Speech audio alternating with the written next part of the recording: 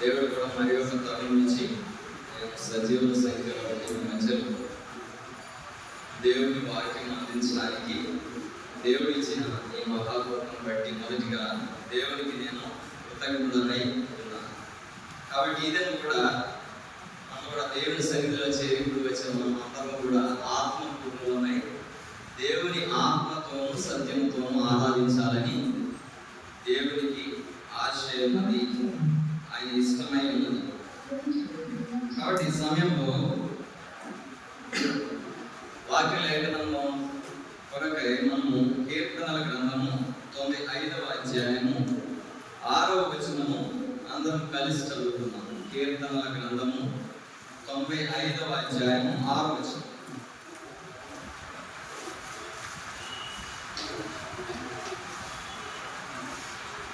కీర్తనల గ్రంథము 95వ అధ్యాయము 6వ వచనం.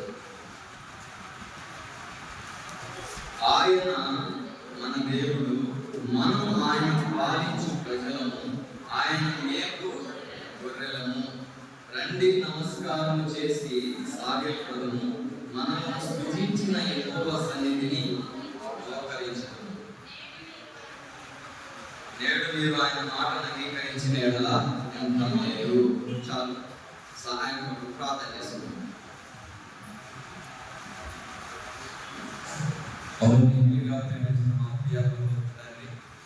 మరి ఒకసారి తిరిగి బాబు చేరి వస్తున్నాం. ఇంతవరకు కూడా పాటల భారమైన కూర్చున్నాం. ఇప్పుడు కూడా ఆయన ప్రభావ మేము కూడా ఆరాధన వర్తమానంలో వెలుచుండగా మేము కూడా ఆత్మపూర్ణులమై ఆత్మతో సత్యంతో నేను ఏ విధంగా ఆరాధించాలో ఈ వాక్య లేఖన భాగంలో వారు మాతో కూడా మాట్లాడుకోవాలని ప్రార్థన చేస్తున్నాం. నిలవబడుతున్న నేను కూడా అయోగ్యుడను, అబాధుడను, ఎన్నికలేని వాడనని అనుకుంటున్నాను. ఆయన మీరు పైనుంచి సహాయం చేస్తే తప్ప ఏమీ లేని వాడను, కొట్టివాడను, పెట్టుడని అనుకుంటున్నాను. నన్ను కూడా ఆయన ప్రభావాన్ని శిలువ చాటును మరుగుపరుచుకొని నా నోటికి దూరంగా ఉండి నాలోని తలంపులను, ఆలోచనలను, నా యొక్క మాటలను మీరుగా తీసివేసి మీ ఆత్మను నా ఎదురించి, మీ ఆత్మ సంచితలను నా మీద నుంచి ఏడంతల ఆత్మతో నన్ను కూడా నింపుకొని నీ ప్రజలకు కావాల్సిన ఆత్మీయ వాక్యం కూడా విడుదల చేసి ఆయన ప్రభావ వారు కూడా ఆయన ప్రభావ నిన్ను చూచే కన్నులు వారికి దయచేయమని కోరుకుంటున్నాను. ఆయన ప్రభావ వారు కూడా వినగల చెవి వారికి దయచేయండి, గ్రహించగల హృదయం కూడా వారికి దయచేసుకోవమని ప్రార్థన చేస్తున్నాం. ఈ దినం కూడా నీ వాక్యం ద్వారా మేము కూడా సంధించబడిన వారమై, సరిచేయబడిన వారమై, ఈ హృదయానుసారముగా, నీకు ఇష్టముగా, నమ్మకమైన వారంగా ఆయన ప్రభావ నిన్ను కూడా స్తుతించి ఆరాధించి ఆ స్తుతుల సింహాసనం పైన నేను ఆయన ప్రభావ కూర్చోబెట్టుటకు ప్రతి ఒక్కరికి కూడా అటువంటి భాగ్యం దయచేస్తున్నామని అదే 10-20 ఒక 12 జ్ఞాపకం చేసుకుంటూ మా ప్రభువును రక్షకుడైన యేసుక్రీస్తు వారి అతి శ్రేష్టమైన నామమున మిక్కిలి వినయంతో ప్రార్థించి అడిగి పెట్టుకుంటున్నాం తండ్రి, ఆమేన్. కాబట్టి కీర్తనల గ్రంథము ఈ 95వ అధ్యాయంలో చూసుకున్నట్లయితే 6వ వచనంలో ఆయన మన దేవుడు. ఎవరంట ఆయన? ఆయన మన దేవుడు, మనము ఆయన పాలించు ప్రజలము, ఆయన మేపు గొర్రెలము. కాబట్టి మొదటిగా చూసుకున్నట్లయితే మొదటి విషయం ఏమిటంటే ఆయన మన దేవుడు. కాబట్టి హూ ఈస్ గాడ్ అంటే దేవుడు ఎవరు అంటే మానవుని కంటే ఒక ఉన్నతమైన వ్యక్తి. The one who has supernatural powers అంటే అతీతమైన ప్రభావము, శక్తి కలిగిన వాడే దేవుడు. మనల్ని సృజించిన సృష్టికర్త మన దేవుడు. కాబట్టి దేవుని ఎందుకు స్తుతించాలి, ఆరాధించాలంటే ఇక్కడ వాక్యం ఏం సెలవిస్తుందంటే మనము ఆయన పాలించు ప్రజలము, ఆయన మేపు గొర్రెలము. ఇక్కడ కింద చూసుకున్నట్లయితే రండి నమస్కారం చేసి సాగిలపడదుము, మనలను సృజించిన యెహోవా సన్నిధిని మోకరించు. మనం దేవుని ఎందుకు ఆరాధించాలి, స్తుతించాలి అంటే మనల్ని సృజించిన సృష్టికర్త ఆయన. ఇంగ్లీష్ లో ఏ విధంగా చెప్పబడుతుందంటే హీ ఈజ్ అవర్ క్రియేటర్ అంటే భూమిని అందులో ఉన్న సమస్తమును కూడా సృష్టించిన వాడు ఆయన. కాబట్టి మనుషులు ఏ విధంగా ఉన్నారంటే సృష్టికర్తకు బదులుగా సృష్టమును ఆరాధించేవారుగా ఉన్నారు. అంటే ఏమిటంటే దేవుని కంటే దేనిని ఎక్కువగా ప్రేమించినా కూడా అది ఏమైపోతుందంటే మన యొక్క జీవితంలో ఒక విగ్రహముగా అయిపోతుంది. కాబట్టి దేవునికి ఇవ్వవలసిన, ఇందాక నేను చెప్పిన వాక్యం ఏమిటది, ఆఖరిగా పాడుతున్న పాట ఎఫెసీయులకు రాసిన పత్రిక, పాట దీని పైన వచనం ఉంది అక్కడ. ఎఫెసీయులకు రాసిన పత్రిక 3వ అధ్యాయం 18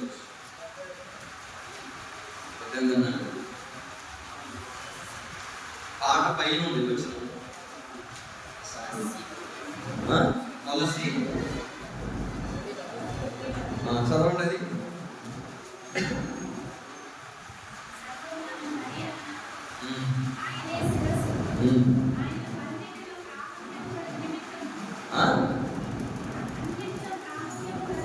ఆయన అన్నిటిలో ప్రాముఖ్యత కలుగు నిమిత్తము ఆయన ఆది అయ్యుండి మృతులలో నుండి లేచుటలో ఆది సంభూతుడాయను. కాబట్టి అన్నిటిలో కూడా ఏమి కలగాలంట ఆయనకి? దేవునికి అనేకమైన పేర్లు ఉన్నాయి. ఆది, అంతము, అల్ఫయు, ఒమేగా. ఇంకా నేను మొదటి వాడను, కడపటి వాడను, ఆది సంభూతుడను, మహోన్నతుడను, సర్వోన్నతుడను, సమాధానకర్తను, నీతి రాజును. ఇంకా చాలా రకములైన పేర్లు ఉన్నాయి దేవుడికి. కాబట్టి అన్ని విషయంలో కూడా దేవునికి ఏముండాలంట? ప్రాధాన్యత ఉండాలి. కాబట్టి ఈ 95వ కీర్తన 7వ వచనంలో చూసుకున్నట్లయితే, మనలను సృజించిన యెహోవా సన్నిధిని మోకరించుదము, నేడు మీరు ఆయన మాటను అంగీకరించిన ఎడల ఎంత మేలు. కాబట్టి చేరుకుడు వచ్చిన మనము కూడా ఆయన మాటను అంగీకరించే వారముగా ఉన్నామా? ఆయన చేత మేలు పొందే వారముగా ఉన్నామా? పిల్లలు ఎక్కడైనా బైబిల్ తీయవలసింది. కాబట్టి ఈరోజు మనం ధ్యానం కొరకై ఒక 4 విషయాలు క్లుప్తంగా చూసుకొని, దేవుని ఎందుకు మనం ఆరాధించాలనే 4 విషయాలు చూసుకొని, వాక్యపు వెలుగులో మన హృదయంలో మనం పరీక్షించుకొని ఆ విధంగా వాక్యపు వెలుగులో దేవుని ఆరాధించాలని దేవుని ఆశయం. మొదటిగా కీర్తనలు 68వ అధ్యాయము 19వ వచనం. కీర్తనలు 68, 19 చదవండి దయచేసి. తీసుకున్నారు ఎవరైనా సహాయం చేయండి. ప్రభు స్తుతి నొందును గాక.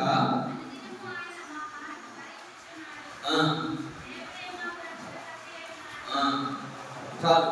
అనుదినము ఆయన మా భారము భరించుచున్నాడు, దేవుడు మాకు రక్షణకర్త అయి ఉన్నాడు. మొదటిగా మనం దేవుని ఎందుకు ఆరాధించాలి అంటే ఏంటంట? అనుదినము ఆయన మా భారము భరించుచున్నాడు. కాబట్టి మత్తయి సువార్త 11:28లో మాట చెప్పబడింది. ఏంటి? ప్రయాసపడి భారం మోసుకొనుచున్న సమస్త జనులారా నా యొద్దకు రండి, నేను మీకు విశ్రాంతిని కలుగజేయుదును. ఇంకా కింద చదవండి. నా కాడి సులువును, చదవండి. నేను సాత్వికుడను, దేన మనసు గలవాడను కనుక మీ మీద నా కాడి ఎత్తుకొని నా యొద్ద నేర్చుకొనుడి, అప్పుడు మీ ప్రాణములకు విశ్రాంతి దొరుకును. కాబట్టి మానవులముగా, మనుష్యులముగా, బలహీనులముగా మనం కూడా ఏం చేస్తామంటే మన భారములను మనమే భరించే వారముగా ఉంటాం. కానీ దేవుని వాక్యం ఏం సెలవిస్తుందంటే అనుదినము మా భారము భరించుచున్నాడు, దేవుడే మాకు రక్షణకర్త అయి ఉన్నాడు. ఇక్కడ చూసుకున్నట్లయితే పేతురు రాసిన మొదటి పత్రికలో ఒక మాట ఉంది. మొదటి పేతురు 5వ అధ్యాయము 7వ వచనం చదవండి.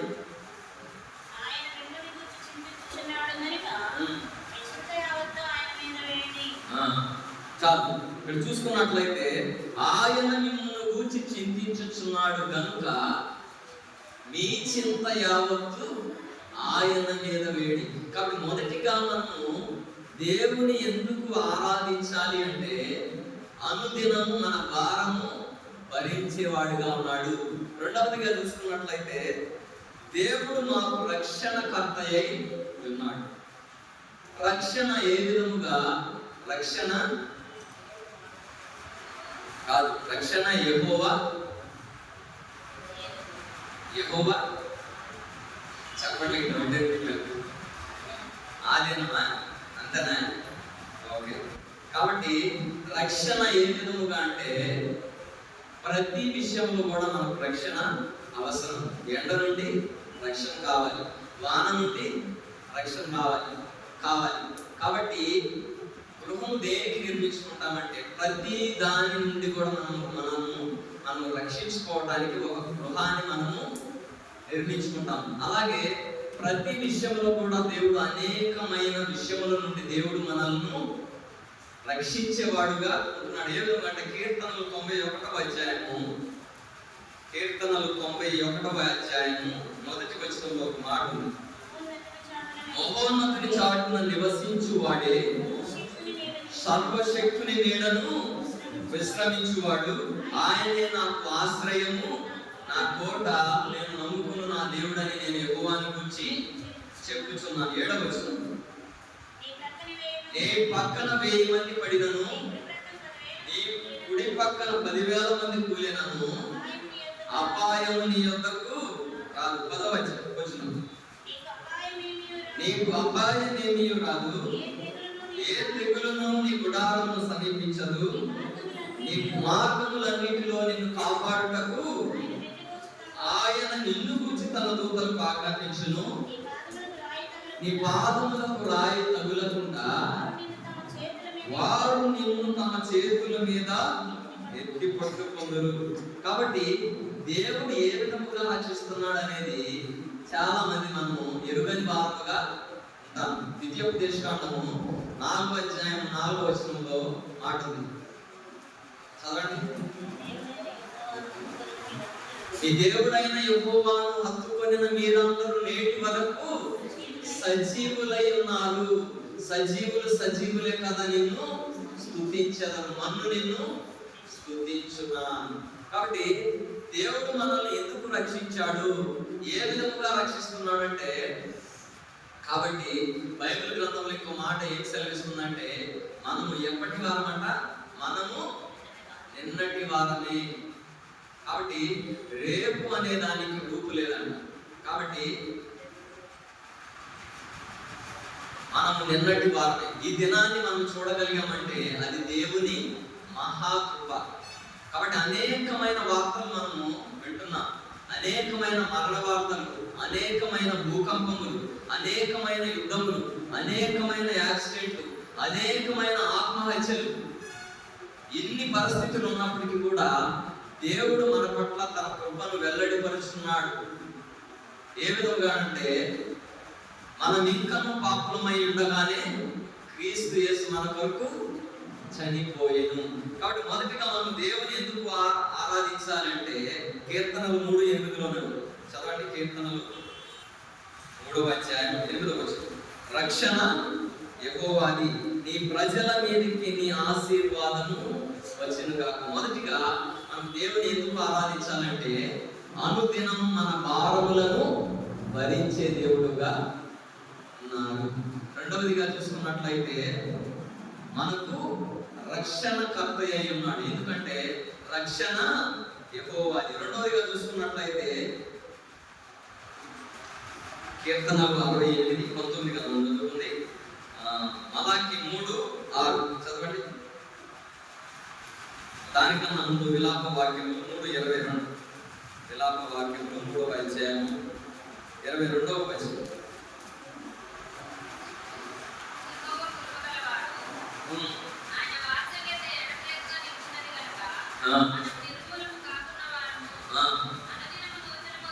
అనుదినము నూతనముగా ఆయనకు వాత్సల్యత పుట్టుచున్నది, నీవు ఎంతైనా నమ్మదగిన వాడు.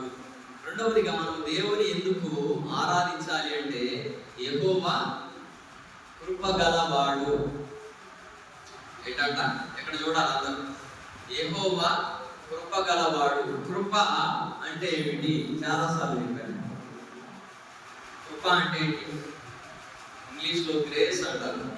కృప అంటే ఏంటంటే మనం దేనికి పాత్రులను కాదో దానికి మనలను పాత్రులుగా చేశాడు. మనం దేనికి పాత్రులం కాదు? దేవుని రక్షణకు పాత్రులం కాదు.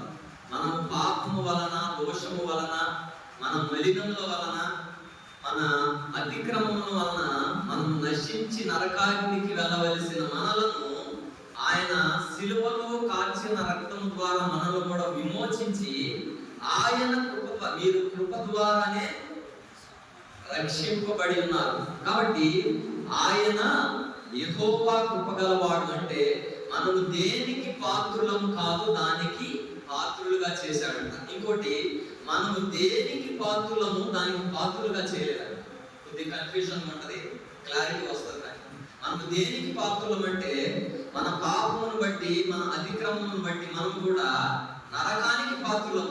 కానీ నరకానికి వెళ్ళవలసిన మనల్ని కూడా నరకానికి పంపించకుండా నరకములో నుండి పరలోకములోనికి మనల్ని పాత్రులుగా చేశాడు. కాబట్టి రెండవదిగా మనం దేవుని ఎందుకు ఆరాధించాలంటే యెహోవా కృపగలవాడు.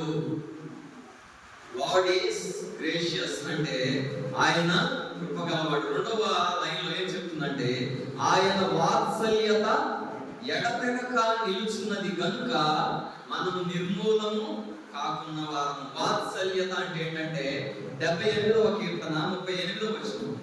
78వ కీర్తన 38వ వచనం చదవండి.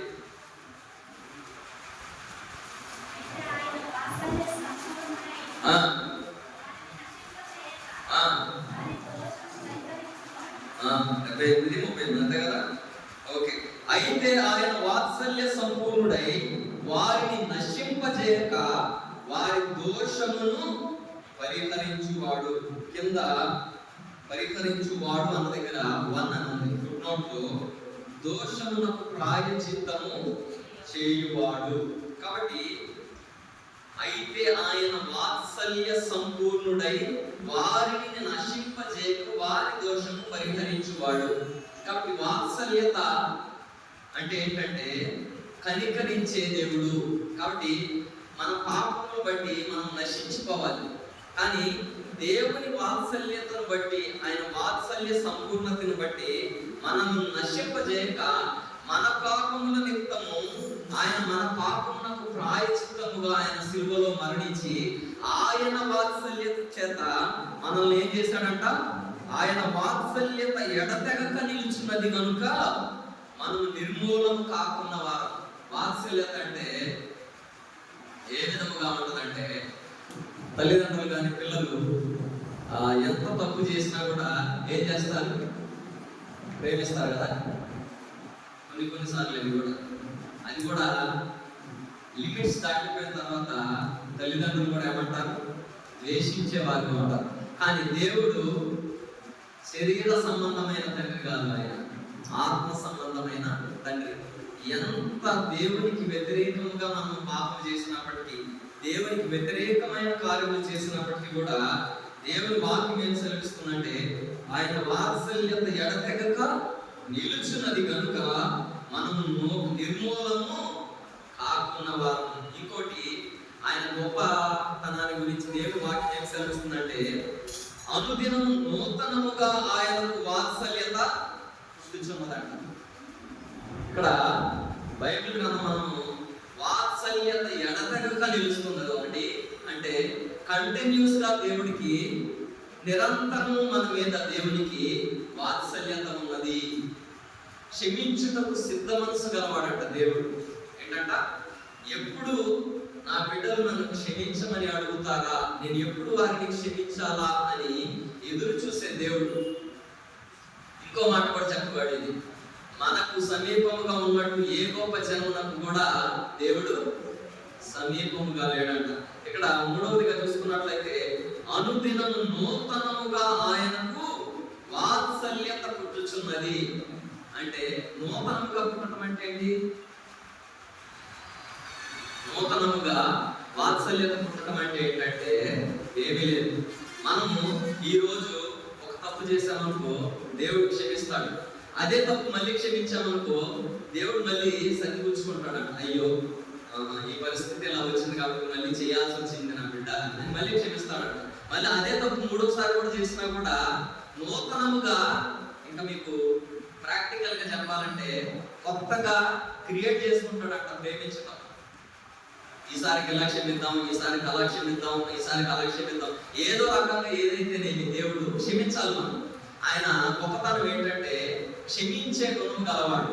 అనుదినం నూతనముగా ఆయనకు వాత్సల్యత పుట్టుచున్నది. ఇది ఏ విధంగా చెప్పొచ్చు అంటే, తల్లిదండ్రులు ఉన్నారనుకో, తండ్రి పిల్లల మీద కోపగించేవాడుగా ఉంటాడు. ఏదైనా తప్పు చేసినప్పుడు ఏదైనా పిల్లలు ఒకసారి తప్పు చేసినప్పుడు తండ్రి ఏమంటాడంటే, ఒకసారి తప్పు చేయొచ్చు, 2 సార్లు చేయొచ్చు, 3 సార్లు చేయొచ్చు అంటారు. 4వ సారి చేసినా కూడా తల్లి ఏమంటుందంటే, ఏదో తెలియక చేసేసిందిలేయా అని కప్పిపుచ్చే విధముగా మాట్లాడు. మన దేవుడు కూడా, మనము కూడా ఎన్నిసార్లు ఆయనకు వ్యతిరేకంగా తప్పిపోయినప్పటికీ, ఆయనకు వ్యతిరేకంగా మనం జీవించినప్పటికీ కూడా ఆయనకు అనుదినం నూతనముగా ఆయనకు వాత్సల్యత పుట్టుచున్నది. నీవు ఎంతైనా నమ్మదగిన వాడు. కాబట్టి మనం నమ్మదగిన వారమైనప్పటికీ ఆయన ఏ విధముగా ఉన్నాడంట? నమ్మదగిన వాడముగా ఉంటున్నాడు. ఇక్కడ 1 యోహానులో ఒక మంచి మాట ఉంది. 1 యోహాను 4:19 వచ్చిన కరెక్ట్గా చదవాలి. ఆయనే మొదట మనలను ప్రేమించెను కనుక మనము ప్రేమించుచున్నాం. ఏంటంట? ఎవరు ప్రేమించారంట? మొదట ఆయనే మొదట మనలను ప్రేమించెను కనుక he first loved us, so we are loving him. అంటే ఏంటంటే, దేవుడు మనలను ప్రేమించాడు కనుక మనం ఆయనను ప్రేమిస్తున్నాం. కానీ దేవుని ప్రేమ ఎటువంటిదంటే, దేవుని మనం ప్రేమించినప్పటికీ కూడా ఆయన మనల్ని ప్రేమిస్తాడు. అది దేవుని యొక్క గొప్పతనం, అది దేవుని యొక్క గొప్ప వాత్సల్యం. రెండవదిగా మనం దేవుని ఎందుకు ఆరాధించాలి అంటే, యెహోవా కృపగలవాడు. అంటే ఏంటంటే, మనం దేనికి పాత్రులం కాదు దానికి మనలను పాత్రులుగా చేశాడు. ఆయన యొక్క రక్షణకు మనం పాత్రులం కాదు, ఆయన యొక్క నిత్య జీవనకు మనం పాత్రులం కాదు, ఆయన యొక్క విమోచనకు మనం పాత్రులం కాదు. అయినప్పటికీ కూడా ఆయన సిలువలో చేసిన ప్రాణ త్యాగమును బట్టి, ఆ క్రయ విమోచనను బట్టి మనల్ని పాపం నుండి, శాపం నుండి విడిపించి ఆయన కృపను మనకు చూపించి ఈ దినాన్ని ఈ విధంగా దేవుని సన్నిధిలో చేరికూడి ఆయన స్తుతించి గణపరిచి కొనియాడే భాగ్యం మనకు దయచేసిన వాడు. ఎందుకంటే యెహోవా కృపగలవాడు. మూడవదిగా ఆయన వాత్సల్యత ఎడతెగక నిలుచుచున్నదంట. ఎడతెగక నిలుచుచున్నది కనుక మనం నిర్మూలము కాకున్నవారు. కాబట్టి అధికముగా దుర్మార్గపు పనులు చేయకుము, నీ కాలమున కంటే ముందుగా నీ వేళ. కాబట్టి మనం చేసిన పాపమును బట్టి కానీ, శాపమును బట్టి కానీ ఏమైపోవాలి? వాటికి మనం ఎప్పుడో చచ్చిపోవాలి. కానీ దేవుడు ఆయన వాత్సల్యతను బట్టి మనం కూడా ఇంకా ఈ దినం వరకు సజీవులమైన, దానిని బట్టి మనము దేవుని ఆరాధించాలి. అనుదినము నూతనముగా ఆయన వాత్సల్యత పుట్టుచున్నది మన పైన. కాబట్టి మనం ఏ విధముగా జీవించినప్పటికీ దేవుడు ఏ విధముగా ఉన్నాడంటే, నూతనమైన విధానములో మన పైన వాత్సల్యత చూపిస్తూ వస్తున్నాడు. కాబట్టి మనము నిర్మూలము కాకుండా ఈ దినముగా దేవుని సన్నిధిలో సజీవులముగా చేరి సజీవుడైన దేవుడిని ఆరాధించే భాగ్యం దేవుడు మనకు కలుగజేశాడు. కాబట్టి దానిని బట్టి మనము దేవునికి ఆరాధించాలి. నాలుగవదిగా చూసుకున్నట్లయితే 68వ అధ్యాయం 24వ వచనం, కీర్తనలు 68:24.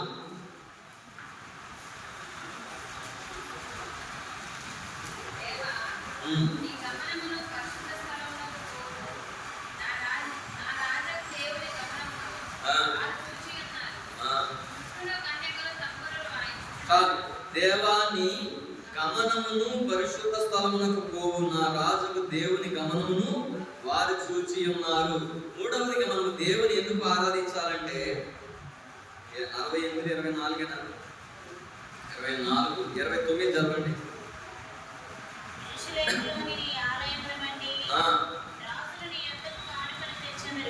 చాలు. యెరూషలేములోని నీ ఆలయమును బట్టి రాజులు నీ వద్దకు కానుకలు తెచ్చేదారు.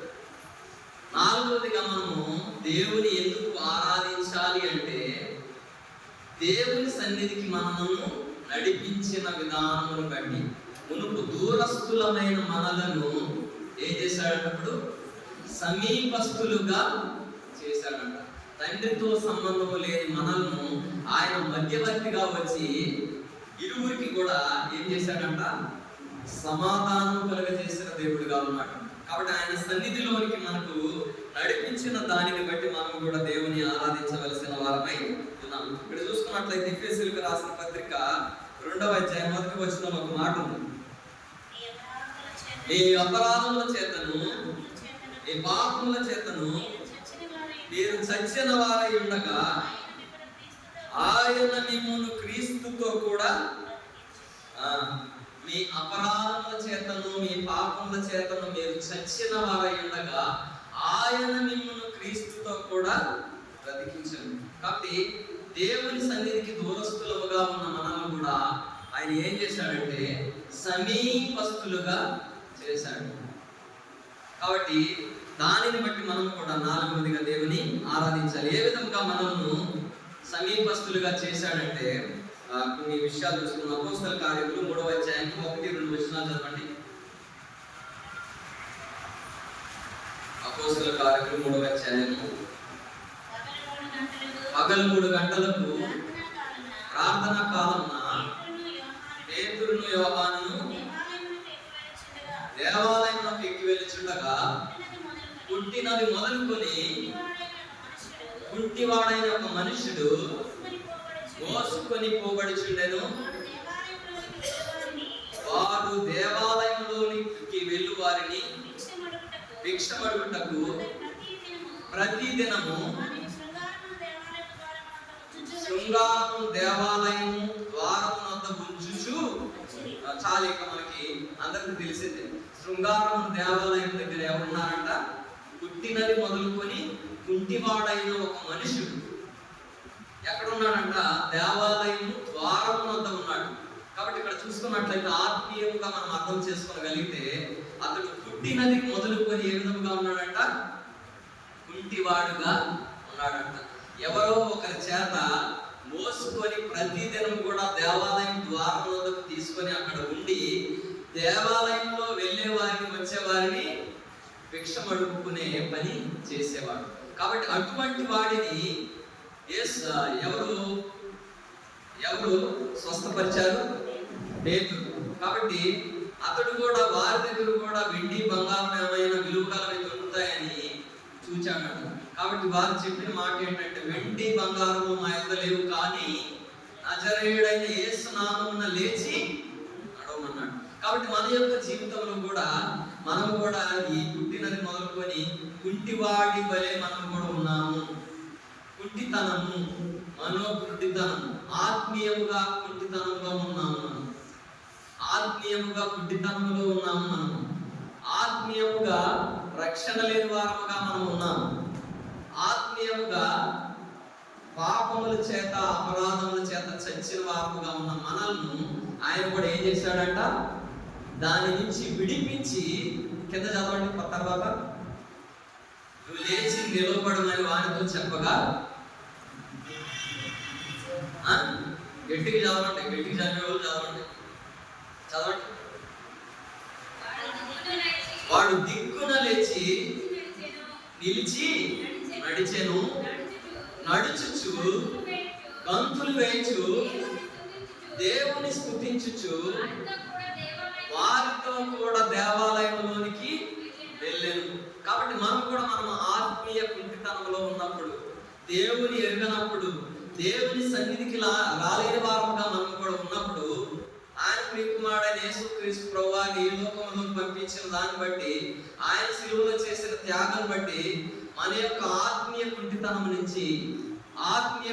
నుంచి మనల్ని కూడా విడిపించి ఈ దినాన మనం కూడా దేవుని సన్నిధిలోనికి వచ్చి ఆయన స్తుతి స్తుతించి ఆరాధించే భాగ్యం దేవుడు మనకు కలిగజేసిన దాన్ని బట్టి, ఆయన ఆలయంలోనికి తోడుకొని వచ్చిన దాన్ని బట్టి మనము దేవుని ఆరాధించవలసిన వారమై ఉన్నాము. కాబట్టి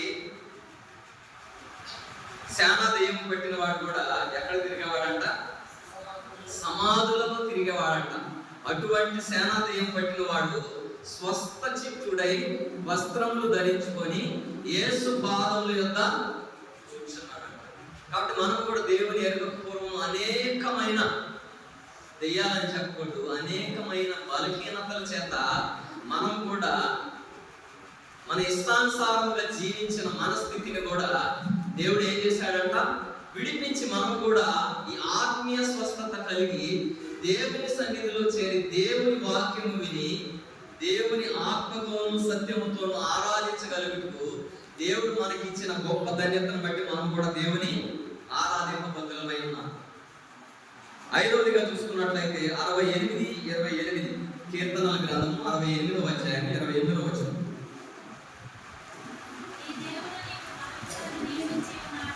నీ దేవుడు నీకు బలము కలుగ నియమించి ఉన్నాడు. దేవా,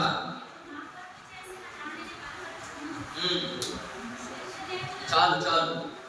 ఐదవదిగా చూసుకున్నట్లయితే నీ దేవుడు నీకు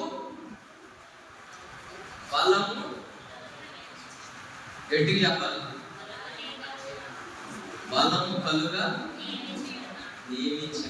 నీ దేవుడు నీకు బలము నియమించి ఉన్నాడు. కాబట్టి ఐదవదిగా ఏమిటి ఈ బలం? ఏంటి బలం? నిన్న మంచి వాక్యం బలం గురించి చాలా విషయాలు చెప్పుకున్నాం. కాబట్టి మీరు అందరూ సహవాసంలో ఉన్నట్లు అన్ని ప్రార్థన కావట్లేదు. కాబట్టి ఏమన్నా తెలిసిన వాళ్ళు తెలుసా బలం గురించి? చెప్పండి ఒకటి. మహాబలము, మహాబలము, విధేయత వలన బలము, విశ్వాసం ద్వారా బలము. కాబట్టి నీ దేవుడు నీకు బలమునిచ్చాడు. 40:21 యెషయా గ్రంథము చదవండి ఒకసారి. యెషయా గ్రంథము 40వ అధ్యాయం 21వ వచనం.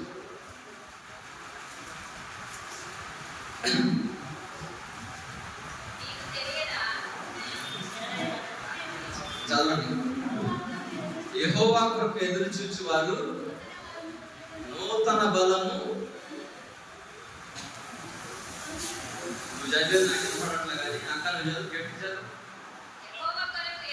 యెహోవా కొరకు ఎదురు చూచువారు నూతన బలం పొందుదురు.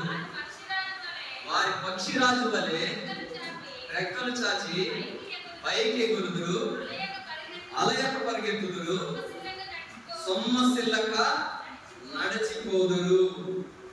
ఇక్కడ ఏ బలం అంటే సొమ్మసిల్లిన వారికి బలమిచ్చువాడు ఆయనే, శక్తిహీనులకు బలాభివృద్ధి కలుగచేయవాడు ఆయనే. కింద చూసుకున్నట్లయితే యెహోవా కొరకు ఎదురు చూచువారు నూతన బలం పొందుదురు. వారు పక్షిరాజుల వలె రెక్కలు చాపి పైకి ఎగురుదురు, అలయక పరుగెత్తుదురు, సొమ్మసిల్లక నడిచిపోదురు. కాబట్టి మనం కూడా దేవుని వాక్యమును బట్టి మనం కూడా ఆయన వైపు కేంద్రీకరించి వాక్యములో దేవుని వెలికినప్పుడు మనకు కూడా ఏం వస్తుందంట? ఏ బలం ఇది? శరీర సంబంధమైన బలం కాదు, బూస్ట్ తాగితే వచ్చే బలం కాదు, మల్టీగ్రెయిన్ తాగితే వచ్చే బలం కాదు, ఇంకేంటి మిల్లెట్స్ అంటారు, మిల్లెట్స్ తింటే వచ్చే బలం కాదు. ఇది ఏ బలం అంటే ఆయన ఇచ్చే బలం, ఈ లోకంలో ఉన్నదాన్ని జయించే బలం. కాబట్టి ఐదవదిగా ఆయన నీ దేవుడు నీకు బలమునిచ్చాడు. కాబట్టి ఆయన వైపు ఎదురు చూసే దాన్ని బట్టి మనం కూడా ఆయన ఇచ్చిన బలమును బట్టి ఈ లోకమును జయించే విజయము ఏంటంట? ఆ విజయమును బట్టి మనం కూడా, ఆ బలమును బట్టి కూడా దేవుడు మనము ఆరాధించవలసిన వారమై ఉన్నాం. ఆరవదిగా చూసుకున్నట్లయితే 68వ అధ్యాయం కీర్తనలు 21వ వచనం చదవండి. 68:20 దేవుడు నా పక్షమున పూర్ణ రక్షణ కలుగజేయు. చాలు చాలు. ఆరోదిగా మనం దేవుని ఎందుకు ఆరాధించాలి అంటే కీర్తనలు 60:20లో దేవుడు పూర్ణ రక్షణ కలుగ చేయు దేవుడై ఉన్నాడు. రక్షణ కూడా సగం రక్షణ, పావు రక్షణ కాదంట, పూర్ణ రక్షణ కలుగ చేసే దేవుడు. కాబట్టి అన్ని విషయములలో, అన్ని పరిస్థితులలో, అన్ని ఇబ్బందులలో, ఇరుకులలో ఒక పాట ఉంది, ఇరుకులో విశాలత కలుగ చేయు దేవుడు. ఇరుకులో విశాలత కలుగ చేయు దేవుడవు, ఇరుకులో విశాలత కలుగ చేయు దేవుడవు, నీ పరిపూర్ణత నుండి. కాబట్టి ఇరుకులో విశాలత కలుగజేసే దేవుడు, కాబట్టి పూర్ణ రక్షణ కలుగజేసే దేవుడు. దానిని బట్టి మనము కూడా దేవుని ఆరాధించవలసిన వారమై ఉన్నాం. ఇంకోటి ఏంటంటే రోమీయులకు రాసిన పత్రిక 8వ అధ్యాయం 8:31. 8:31 ఇట్లుండగా ఏమందుము, దేవుడు మన పక్షమున ఉండగా మనకు విరోధి ఎవడు? ఇట్లుండగా ఏమందుము, దేవుడు మన పక్షమున ఉండగా మనకు విరోధి ఎవడు?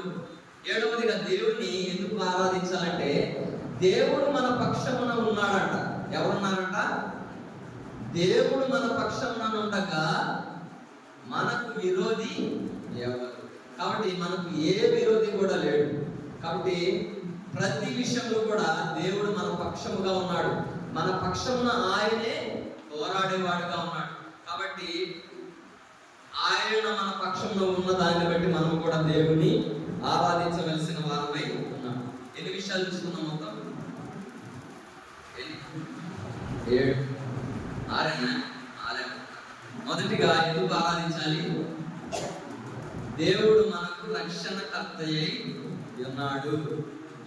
మొదటిగా అనుదినం మన భారము భరించే దేవుడిగా ఉన్నాడు. దానిని బట్టి మనం దేవుని ఆరాధించాలి. రెండవదిగా దేవుడే మనకు రక్షణకర్త అయి ఉన్నాడు. కాబట్టి ఆయన కలుగజేసిన రక్షణను బట్టి మనము దేవుని ఆరాధించాలి. మూడవదిగా యెహోవా కృపగలవాడు. మనం దేనికి పాత్రులము కాదు, దానికి మనల్ని పాత్రులుగా చేశాడు. కాబట్టి మూడవదిగా దాన్ని బట్టి మనము దేవుని ఆరాధించాలి. ఈ కృపలోనే ఇంకో అంశం ఏమంటే మనం దేనికి పాత్రులమో దానికి పాత్రులుగా చేయలేదు కాబట్టి మనం దేవుని ఆరాధించాలి.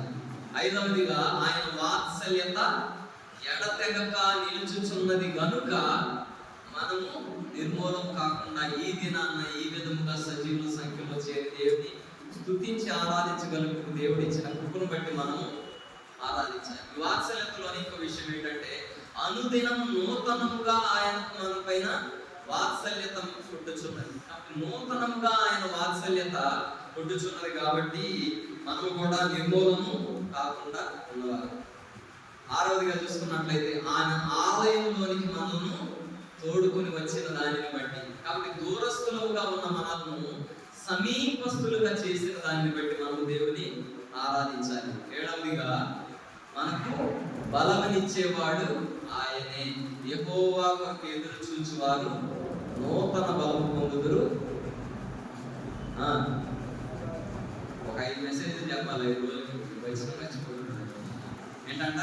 అలయక పరుగెత్తుదురు, సొమ్మసిల్లక నడిచిపోదురు. కాబట్టి బలమునిచ్చే దేవుడుగా ఉన్నాడు. కాబట్టి దానిని బట్టి మనం దేవుని ఆరాధించాలి. ఆఖరిగా యెహోవా మన పక్షమున ఉండగా మనకు విరోధి ఎవడు? కాబట్టి ఆయనే మన పక్షముగా ఉండి మన పక్షమున పోరాడే దేవుడిగా ఉన్నాడు. ప్రతి విషయంలో కూడా మనకు విజయం అనుగ్రహించే దేవుడిగా ఉన్నాడు. కాబట్టి దానిని బట్టి మనము దేవుని ఆరాధించాలి. కాబట్టి వాక్య వెలుగులో మనం కూడా హృదయం పరిశీలన చేసుకొని మనం కూడా దేవుని ఆరాధిస్తాం. ఆ సమయంలో ఒక వచనం పాడుతుండగా సండే స్కూల్ పిల్లలు లేచి సండే స్కూల్కి వెళ్తారు. ఆ తర్వాత వచనం ఎత్తండి.